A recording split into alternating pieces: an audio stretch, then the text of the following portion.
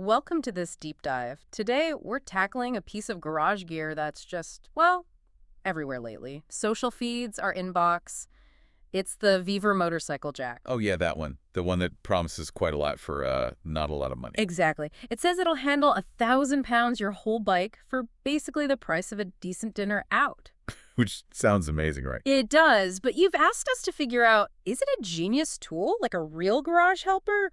Or is it maybe a bit of a disaster waiting to happen? Mm-hmm. So today, that's our mission. Unpack the hype, look at the actual engineering, and crucially, flag some details you really need to know before you even think about using one. Let's do it. Okay, so let's get into this. We're looking at this hydraulic motorcycle jack, the marketing. It screams pro grade. Yeah, you see those words, heavy duty, professional. Right. It paints this picture of, workshop reliability, solid performance, but then that price tag kind of whispers. Budget special. Yeah, it creates this real tension, doesn't it? It says you can lift your bike easy, just a few pumps.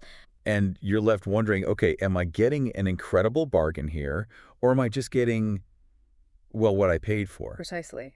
And what's really interesting, I think, often gets overlooked in that, initial, wow, cheap reaction. The actual engineering underneath. The core system. Yeah, the scissor lift hydraulic system, that X-frame thing that lifts straight up. It's actually pretty solid conceptually. Okay. It uses the hydraulic cylinder, fluid pressure doing the heavy lifting. Yeah. And theoretically, it can handle up to 1,000 pounds. So that covers a lot of ground. Oh, huge range. Yeah. Big Harleys, most ATVs, dirt bikes. Yeah. It should cover them. On paper, it sounds like a perfectly capable, straightforward tool. Okay, but here's where things get really interesting and honestly a little bit concerning. Oh, here we go. Despite that solid engineering principle, when we dug into what people are actually saying about it. User experiences. Yeah. We found this consistent and frankly kind of mildly terrifying description of a flaw in the safety pin system. Oh, what's the issue?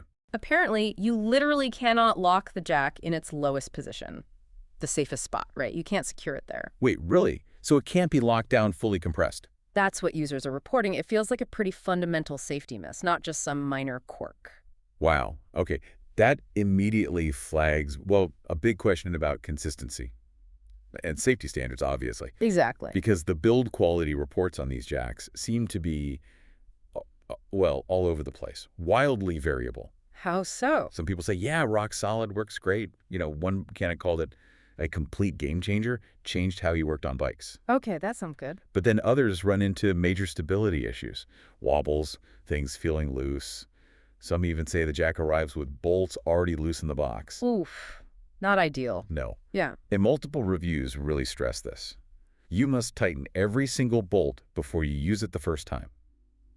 Immediately. So that's not just like good practice. It sounds like more than that. It points towards a pretty significant quality control lapse at the factory, where you, the buyer, are basically doing the final assembly checks. You're finishing the job for them. Pretty much. Yeah. And another thing that causes confusion is the weight ratings. Vevor has a whole line, right? Yeah. 300 pounds, 1,500 pounds. Yeah, different models. And sometimes the marketing seems to blur the lines, maybe mix up specs between models. So it's absolutely crucial. If you need that 1,000-pound capacity, you double check you're actually buying that specific version. Right. Don't just assume based on a picture or a headline. Definitely not. Okay, so we got this contrast then. Decent core engineering idea versus some pretty concerning execution and quality control reports. What does this actually mean for you listening, maybe thinking about buying one? Well, look, if you happen to get one of the good ones, a properly made unit. The ones that pass TC. Yeah. And then, importantly, you take the time to assemble it right, tighten everything down properly. Users do say it performs well. Like that mechanic you mentioned. Exactly. Called it a game changer. Loved how it freed up space, lifted heavy bikes easily. So when it works, it seems to work quite well for the price. But there's a big if there. There really is. If we zoom out a bit, look at the bigger picture.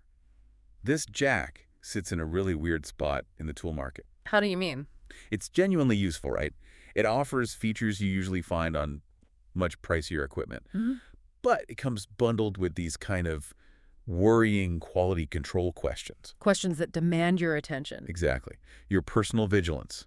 If you get lucky, get a good unit, do the assembly right, you'll probably love it, feel like you snagged a real bargain.